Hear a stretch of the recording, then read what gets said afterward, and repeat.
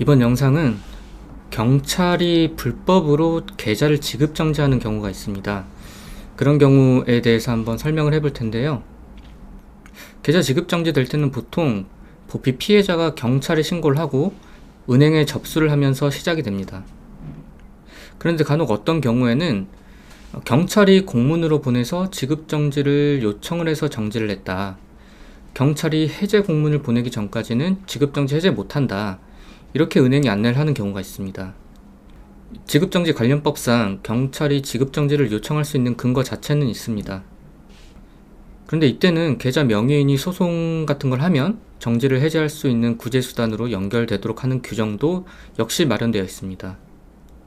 무슨 얘기냐면 보피 피해자 정보를 은행에다가 일정 기한 내에 제공하도록 되어 있고, 그럼 계좌 명의인은 소송을 통해서 그 피해자와 1대1로 돈 문제를 해결하고 그 전에 먼저 계좌를 어느 정도 정상화할 수 있습니다.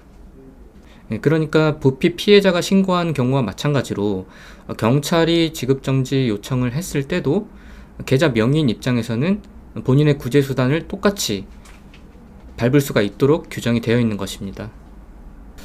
그런데 문제는 경찰이 이 지급정지 제도가 굉장히 강력하다는 것, 그리고 은행이 경찰의 요구를 거부하는 것을 부담스러워한다는 것을 이용해서, 또는 그냥 경찰 내부 관행이다, 원래 이렇게 해왔다, 이렇게 쉽게 가자는 태도로 지급정지하라는 공문을 은행에 보내고 은행은 그 공문을 받아서 지급정지를 합니다.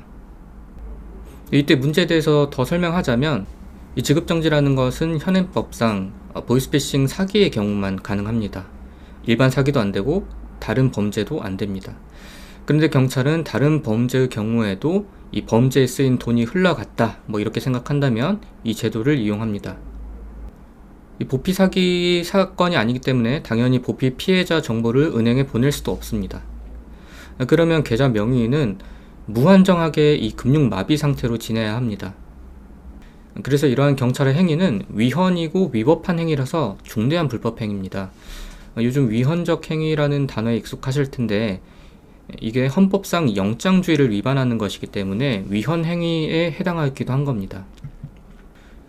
실제 기사를 봤을 때 제가 설명한 것처럼 이 경찰이 위법하게 지급정지 제도를 이용한다, 이 부분을 알 수 있는 부분이 있어서 소개를 해드리자면, 은행들이 이제 경찰의 요청에 응하지 않는다, 이런 단락인데 법적 근거가 없기 때문에 은행이 응하지 않는 경우가 있다.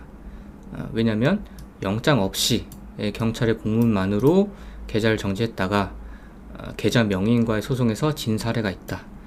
그러니까 이때도 이러한 경찰의 공문에 의한 지급정지가 불법이다라는 법원의 판결이 있었겠죠. 그래서 나머지 내용은 지금 설명하고자 하는 내용과 좀 다르기 때문에 설명하진 않겠지만, 실제 이런 사례가 기사화된 바가 있다, 이걸 설명해 드렸습니다. 이것은 이제 제가 수행한 사건에서, 실제 수행한 사건에서 경찰이 이러한 공문을 보내서 은행이 지급정지를 한다, 이런 양식을 보여드리는 건데요. 단순히 범죄 관련 계좌다 라고만 설명을 하고 있고, 규정대로라면 이게 보이스피싱 사기 범죄에 대해서만 해야 된다는 겁니다.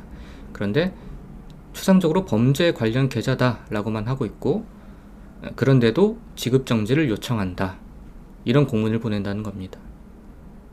그리고 은행은 그 공문을 받고 그 공문대로 지급정지를 해주고, 그리고 이제 계좌 명의인이 이것에 대해서 항의를 하면 잘 모르겠다, 우리는 경찰이 지급정지를 해제한다는 공문을 보내야만 이것이 정상화가 가능하다, 이렇게 답변을 하고 있는 겁니다.